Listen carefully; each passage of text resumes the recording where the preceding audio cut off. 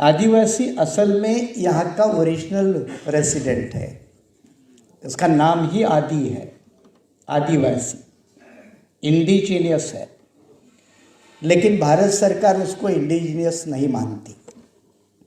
आज तक भारत सरकार का कंसिस्टेंटली दुनिया के जितने भी फोरम हैं उसके ऊपर यह स्टैंड रहा कि भारत में कोई आदिवासी नहीं है, कोई इंडिजीनियस नहीं है। सरकार किसी की भी हो, 1951 से लेकर आज तक की सरकारें का यही स्टैंड है। थोड़ा बहुत इसमें सुधार आया। 5 जनवरी 2011 में सुप्रीम कोर्ट का एक जजमेंट आया और उस जजमेंट में 2 जजेस, एक उसमें मार्कंडेय काटजू, शायद उनको भी हम इनवाइट करने वाले थे आज के लिए लेकिन नहीं हो पाया। तो मार्कंडेय काटजू और ज्ञानसुधा मिश्रा, ये 2 जजों ने एक जजमेंट देते वक्त कहा कि यहाँ का आदिवासी है वो असली मूल निवासी है, वो इंडिजीनियस क्लास है। इसके बावजूद वर्तमान भारत की सरकार आदिवासी को आदिवासी नहीं मानती। मुसलमानों के साथ ये दिक्कत नहीं, उनको मुसलमान मानती तो है, आदिवासी को आदिवासी नहीं मानती। आदिवासी का अलग डी क्लास किया जाता है कि जो जंगल में रहता है वो आदिवासी, और इसलिए आरएसएस बीजेपी की उनके लिए टर्मिनोलॉजी है वो वनवासी। और इसलिए आरएसएस की वनवासी कल्याण आश्रम के माध्यम से आदिवासियों में बड़े पैमाने में आदिवासी का हिंदूकरण की बात होती है। ये मुद्दा बहुत ज़रूरी है और ये बहुजन समाज के तबकों को समझना ज़रूरी है। आदिवासी का कोई लीगली धर्म नहीं है, उसको निसर्ग पूजक कहा जाता है। ये निसर्ग की पूजा करने वाले लोग हैं, इसलिए उनका कोई धर्म नहीं है। लेकिन पिछले 50 साल से आदिवासी के सामने जानबूझकर हिंदूकरण, हिंदू हिंदू लिखने का एक राष्ट्रीय कार्यक्रम चला है। चाहे मामला जनगणना का हो, चाहे इवन बर्थ सर्टिफिकेट या इवन हॉस्पिटल में एडमिशन होता है तो अगर दाढ़ी वाला आदमी नहीं है तो वो हिंदू है, ये समझकर लिखा जाता है। तो आदिवासी के साथ ये जबरदस्ती है, उसका जबरदस्ती से हिंदूकरण किया जा रहा है। अब उस हिंदूकरण को बढ़ावा देने के लिए जो मुसलमान के साथ जुड़ा हुआ एक मुद्दा है वो आदिवासी के साथ जुड़ा है। मुसलमानों के साथ कौन सा मुद्दा जुड़ा है या क्रिश्चियन के साथ कौन सा जुड़ा है, वो है धर्म परिवर्तन कानून को बंदी या कानूनी बंदी। वर्तमान सरकार की ये नीति रही है कि लगभग 10 से 11 राज्यों में कन्वर्जन को इस सरकार ने पाबंदी लगाई है। वर्तमान केंद्र की सरकार ने पाबंदी लगाई है। अब ये सिर्फ क्रिश्चियन, ईसाई या मुस्लिम इनके लिए नहीं है, अब ये आदिवासी के ऊपर भी लगाने जा रहा है, क्योंकि आदिवासी के भी कई धर्मांतर हुए हैं। कई आदिवासी क्रिश्चियन बने हैं, कई आदिवासी मुस्लिम बने हैं, और इसलिए आप जानते हैं कि लक्षद्वीप से चुनकर जाने वाले पीएम शहीद साहब जो स्पीकर रहे काफ़ी लंबे समय तक लोकसभा के, he was by birth tribal, आदिवासी थे। आदिवासी रिजर्व सीट से चुन के आते थे, लेकिन धर्म के हिसाब से वो इस्लाम को कबूल करने वाले थे। अब वर्तमान सरकार की ये नीति है कि अगर कोई आदिवासी इस्लाम, ईसाई या और कोई रिलीजन अपनाएगा तो वो आदिवासी नहीं रहेगा। ये बहुत बड़ा गंभीर और चैलेंजेबल इशू है। एक तो इससे क्या होता है, उसके ऊपर अपने आप एंटी कन्वर्जन लॉ लागू होता है, धर्मांतर बंदी का कानून अपने आप उसके ऊपर लागू होता है। दूसरी बात, उसको हिंदूकरण के फोल्ड में रखना ताकि वो बाहर ना जा सके।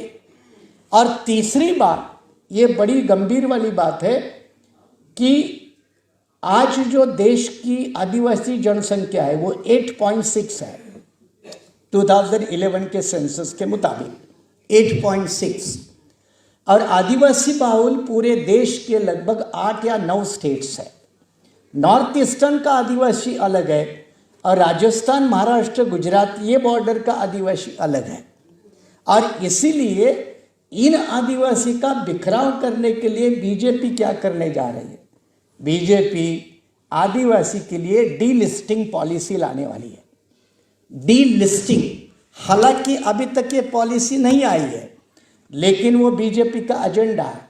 जैसे ओबीसी के 2 टुकड़े हो चुके हैं सैनी साहब, ओबीसी के मंडल कमीशन के जजमेंट के माध्यम से 2 टुकड़े हो चुके हैं, एक फॉरवर्ड ओबीसी और एक बैकवर्ड ओबीसी। अब ओबीसी के और 4 टुकड़े करने हैं केंद्र सरकार को, इसलिए रोहिणी कमीशन है। तो आदिवासी के और टुकड़े हो जाएंगे। शेड्यूल कास्ट और शेड्यूल ट्राइब ये इकट्ठा आ रहा था संवैधानिक अधिकार या आरक्षण की हिफाजत करने के लिए, उसको अब फिर बाइफरकेट करने में सरकार लगी है। इसलिए क्लासिफिकेशन और सब क्लासिफिकेशन का मामला आया, जो सुप्रीम कोर्ट ने 1996 में चिन्नया नाम के जजमेंट में नकार दिया था। अब उसको सुप्रीम कोर्ट ने अभी अगस्त 2024 में उसको रेटिफाई किया, क्योंकि वो केंद्र सरकार की पॉलिसी है, वर्तमान बीजेपी सरकार की वो पॉलिसी है। तो ओबीसी के भी टुकड़े होंगे, एससी के भी टुकड़े होंगे, एसटी के भी टुकड़े होंगे। तो हम जो इकट्ठा बनने में लगे हैं देश भर में, उसको तोड़ने में सरकार लगी है। ये बड़े मुद्दे को समझने की जरूरत है। और इस दिशा में ये आदिवासी को तोड़ने का काम डीलिस्टिंग के माध्यम से होगा। और डीलिस्टिंग का मतलब है, अगर आज 8.6% पॉपुलेशन ट्राइबल की है, तो अगर डीलिस्टिंग पॉलिसी आ गई तो 4% आदिवासी बचेगा। 4% आदिवासी बचेगा। तो हमारे वेलाराम साहब ने जो पेसा कानून का जिक्र किया, पेसा कानून ये Panchayat Extension to Scheduled Areas Act, ऐसा उसका पूरा नाम है, इसलिए उसका शॉर्ट फॉर्म है पेसा, PESA। ये पेसा कानून की विशेषता ये है कि ये आदिवासी कम्युनिटी का एक अधिकारों का चार्टर है, स्वयं शासन बोलते हैं। वहाँ के नेचुरल रिसोर्सेस को यूज करने के लिए वहाँ की लोकल बॉडी, यानी ये ग्राम सभा, जैसे ग्राम पंचायत बोलते हैं वैसे ग्राम सभा, इनके विशेष अधिकार है।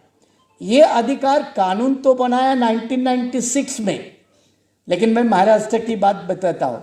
कानून बनाया 1996 में, और कानून के अंदर वो कानून इंप्लीमेंट करने के लिए रूल लाए 2014 में। कितने साल गए? तो एक तरफ भारतीय संविधान ने जो 5वीं और 6ठी सूची दी है, उसका पालन आज तक किसी भी प्रदेश और किसी भी देश के सरकार ने नहीं किया। यह आदिवासी के साथ बड़ा धोखा। मैं इस पॉइंट को ऐसे कंक्लूड कर रहा हूं कि ये डीलिस्टिंग के पॉलिसी के माध्यम से आदिवासी की जनसंख्या कम होगी, आदिवासी का बजट कम होगा, आदिवासी का वर्तमान रिजर्व पॉलिटिकल सीट्स कम होंगे, और आदिवासी की टोटल इस देश में हिस्सेदारी भी अपने आप कम हो जाएगी। जल, जमीन और जंगल, ये जो 3 बातों के ऊपर आदिवासी इस देश का खड़ा है, ये जल, जमीन और जंगल कारपोरेट क्लास के हाथ में बेचने का गवर्नमेंट का प्लान है। ये कारपोरेट को बेचने का, क्योंकि डेवलपमेंट के नाम पे लैंड एक्विजिशन अगर होती है तो सबसे प्रभावित होता है वो ट्राइबल होता है, 2 नंबर पे होता है वो शेड्यूल कास्ट होता है, 3 नंबर पे होता है वो बैकवर्ड होता है, और माइनॉरिटी का 4था नंबर अफेक्टेड लोकल में आता है, प्रोजेक्ट अफेक्टेड लोकल में। और अभी जमीन बची है वो जंगलों में, जमीन बची है पहाड़ों में, और वहाँ ट्राइबल का बसेरा है। तो वहाँ से ट्राइबल डिस्प्लेसमेंट भी हो जाएगा, शहरों की तकर मजबूर जाने के लिए होगा, और शहरों के गंदे नाले गटर के किनारे में झोपड़ों में रहने के लिए मजबूर होना पड़ेगा। ये डिस्प्लेसमेंट ऑफ द ट्राइबल, ये भी एक सबसे बड़ा इशू है। इन नीति को समझते हैं तो अगले 2 मुद्दे मैं आपको समझा रहा हूँ, वो है देश का ट्राइबल, एक तरफ पुलिस और एक तरफ नक्सल, इन दोनों के बीच में पिसता है। मैं महाराष्ट्र से आता हूँ, गढ़चिरौली जिला आप जानते हैं, very famous for Naxal activity and tribal dominance. मैं आपको बताऊँ प्रैक्टिकली, वहाँ के कुछ गांवों को गांव में जाने के लिए, अशोक जी, गांव में जाने के लिए पुलिस की परमिशन लिए बगैर मैं गांव में नहीं जा सकता। अब मुझे बताओ ये कौन सी हालत है? अकेले गढ़चिरौली जैसे जिले में बरसात में लगभग 250 गांव दुनिया से कटे रहते हैं, उनका कोई ताल्लुकात नहीं होता दुनिया से। ये अकेले गढ़चिरौली मतलब महाराष्ट्र की हालत नहीं है, कई जिलों की हालत है। और वहां नक्सलवाद जो पलपता है, तो नक्सलवाद को मुकाबला करने के लिए पॉलिसी किस तरह से बनाई, और उसका उदाहरण है छत्तीसगढ़। सलवा जुडुम का मॉडल मालूम है। सलवा जुडुम में भी अनट्रेन अनस्किल यंग 15-20 साल के लड़कों को पुलिस में भर्ती किया जाना और उसको नक्सल के सामने खड़ा कर देना। ये क्या है? ये कौन सी बर्बरता है? मामला सुप्रीम कोर्ट तक गया, सुप्रीम कोर्ट ने डायरेक्शन दिए, लेकिन मैं आपको बता रहा हूं क्योंकि मैं लॉ का प्रोफेसर भी रहा हूं, एडवोकेट भी हूं, एक भी डायरेक्शन सुप्रीम कोर्ट का फॉलो नहीं हुआ। तो ये आदिवासी के साथ जो बर्बरता है उसका लिमिट नहीं है।